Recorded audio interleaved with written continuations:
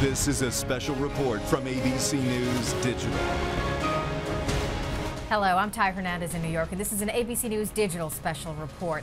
British Prime Minister David Cameron took center stage in London's House of Commons, urging support for military intervention in Syria, hearing questions, some cheers, and a few boos. To do so, that is what today's motion is about, and I commend it to the House. Calm and patience are required. More from Iraq this afternoon at Parliament in a moment, but first we're joined by ABC's Taman Bradley with the latest on Syria from Washington. Taman? Hi, Ty. President Obama is meeting with his national security team today behind closed doors before briefing members of Congress tonight about his decision on Syria.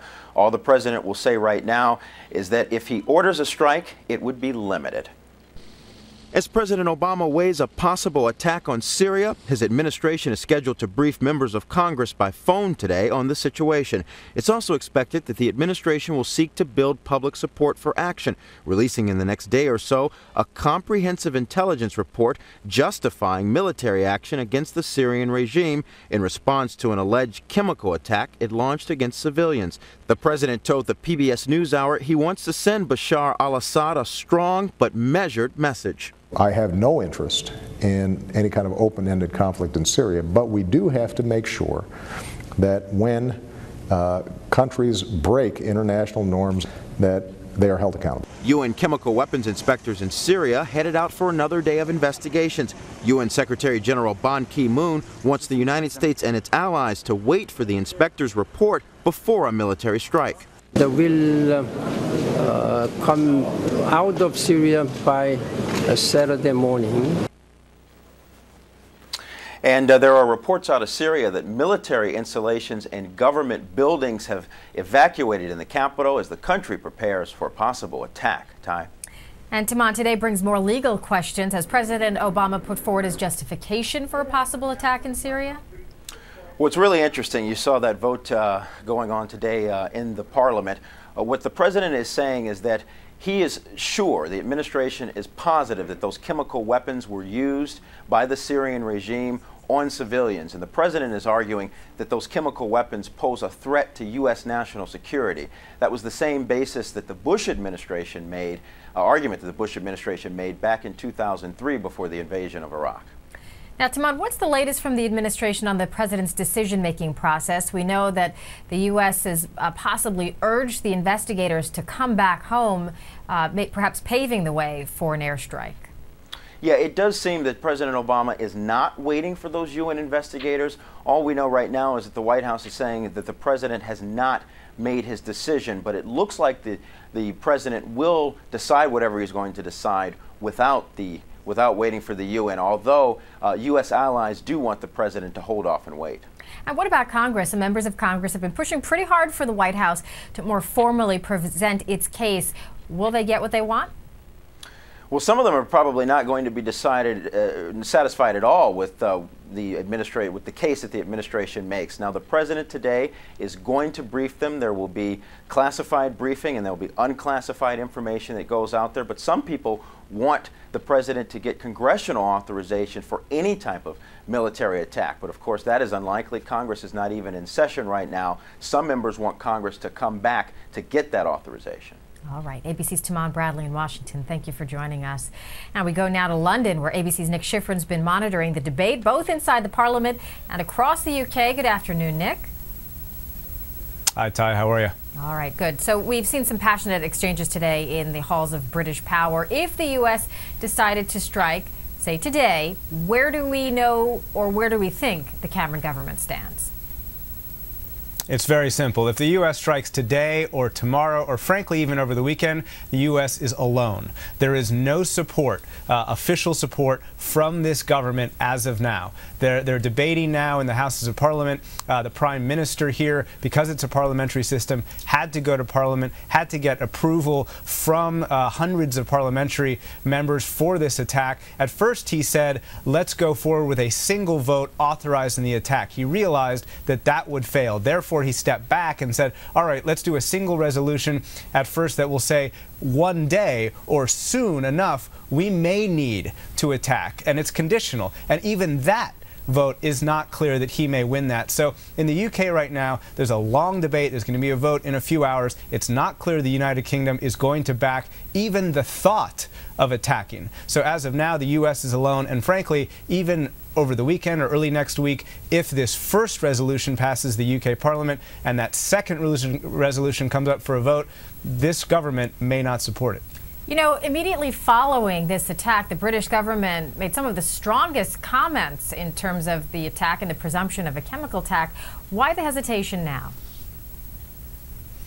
One word, like we've talked about for the last few weeks, for the last few days rather, and like Taman has mentioned, Iraq. The Labour Party here, which supported the Iraq war, whose leader went to war in Iraq, standing next to President Bush, is saying, hold on, wait a minute. We've seen this movie and we don't trust the intelligence. We've seen this movie and we know how it ends. And right now, that Labour Party, which has a significant portion of the opposition, is stopping this resolution, is stopping approval of a military strike. And with other people within David Cameron's own party, the Conservative Party, there's one report that says as many as 70 members of his own party are questioning this. There's a lot of people saying, look, we've been here before, 10 years ago in Iraq, we don't want to repeat. Let's listen to both sides of the argument now directly from the speakers. First, Prime Minister Cameron earlier today laying out the rationale for intervention.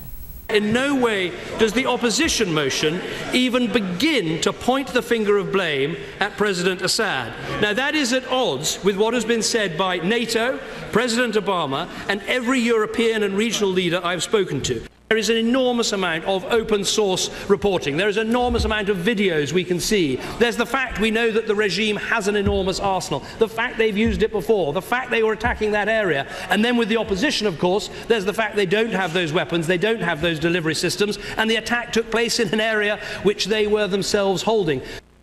A very animated call for action there. Now let's listen to the opposition leader, Ed Miliband, who took the floor, and the Labour Party's case for caution. I think we need to gather further evidence over the coming days. That is part of persuading the international community and people in this country of President Assad's culpability, and I think that's important. Any reckless or irresponsible action could lead to full war in that area, and we have to understand from previous conflicts that war is not some sort of hokey-cokey concept. Once you're in, you're in. For this House, it is surely a basic point. Evidence should precede decision, not decision precede evidence. So, Nick, the call there for more intelligence, we know that the UN inspectors there may have a report within days, or it may take them longer, but no matter what they conclude, they are not looking at who did this. They're just looking at whether it happened. Would that be enough to satisfy the Labour Party? No, I don't think it will be, which is why the British government took a rather unusual step of putting out its intelligence report earlier today. And part of it reads that the regime has used chemical weapons on a smaller scale on at least 14 occasions in the past, and that's a number we actually hadn't heard before. And this intelligence report concludes there is some intelligence to suggest regime culpability in this attack last week. These factors make it, quote, highly likely the Syrian regime was responsible. That's the British government's best case for war, and that, in addition to the fact that we don't have UN evidence yet, means that all of these opposition, hundreds of opposition lawmakers in Parliament right now are opposing this, and David Cameron might lose this vote tonight. Now, you heard the Labour head there, David Miliband, speak about how they needed to wait for the UN. We may get a little movement on that thanks to Saturday morning. The UN inspectors may leave. The UN will put out some kind of statement or some kind of assessment, presumably over the weekend, but even that is challenging the White House's schedule. You know, at the earliest, we're talking about a second vote in the UK Parliament over the weekend, maybe early next week, and the White House seemed to have been beating the drum toward war coming a strike, you know, today, tomorrow, or at the latest over the weekend. Okay, so let's now turn and look at the French. They played a larger role in the military campaign in Libya. Where do they stand on Syria right now? Well, I think the French are having some of the same problems that the Brits are. There's a debate as to whether you can go ahead with this strike before the UN finishes its work. And we're not talking about a week here. We're not talking about even that many days. We're talking about 36 hours before the UN inspectors will hand a report to the Secretary General in which they will presumably say that we have evidence of chemical weapons. But as you pointed out, they will not say that the regime launched it. So in some ways, it almost doesn't matter what the UN says, and that's what the White House is arguing, that it doesn't matter what the Security Council says, because there's a justification of war without the Security Council. It doesn't matter what the UN weapons inspectors, because they don't have a large enough mandate. Let's get on with it. And the British and the French are both saying, wait a minute, let's at least give the UN a chance. And that means that if the U.S. wants to go ahead in the next couple days, it's doing it alone. Yeah. How badly does the president want the support of these Western allies?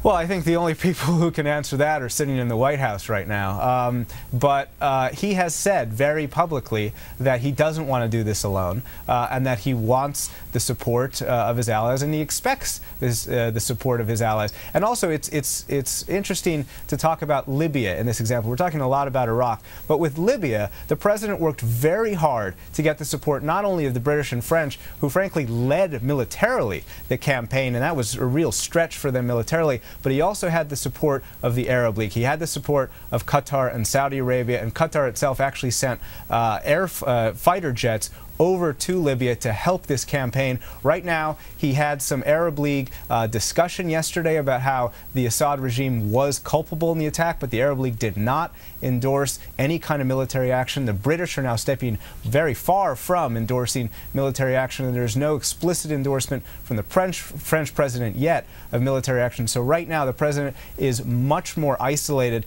than he has said he always wanted to be, not only for this attack, but in the past with Libya as well. And the debate continues overseas. ABC's Nick Schifrin in London, thank you for joining us. And we're going to have more on the Syrian crisis as the day unfolds. More on abcnews.com as well. I'm Ty Hernandez in New York, and this has been an ABC News Digital Special Report.